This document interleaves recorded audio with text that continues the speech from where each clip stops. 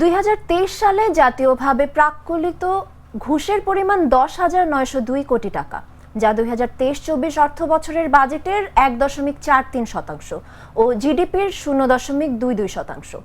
এই পরিমাণ অর্থ দেশের মানুষ বিভিন্ন সরকারি ও বেসরকারি সেবা পেতে ঘুষ দিয়েছে। আর সর্বোচ্চ দুর্নীতি ও ঘুষের হার পাসপোর্ট, বিআরটিএ ও আইন শৃঙ্খলা রক্ষাকারী সংস্থায়।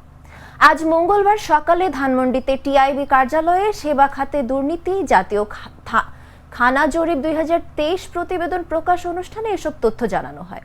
প্রতিবেদনে জানানো হয়, সেবা পেতে খানা বা পরিবার প্রতি 5,680 টাকা ঘুষ দিতে হয়েছে। গড় ঘুষের পরিমাণ সবচেয়ে বেশি বিচারিক সেবা, ভূমি সেবা ও ব্যাংকিং খাতে। সেবা পেতে 70.9% পরিবার দুর্নীতি ও 50.8% পরিবার ঘুষের শিকার হয়েছে।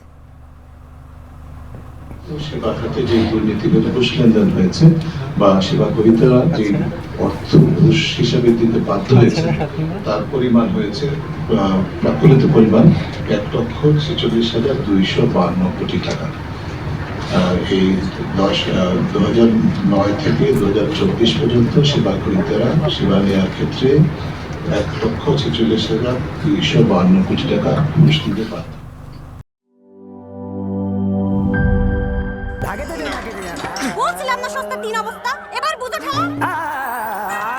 ভালো টিউবওয়েল যে কেন না এবার বোঝো মজা।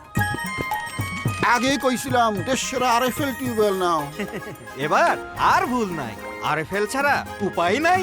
অল্প চাপে বেশি পানির জন্য আরএফএল।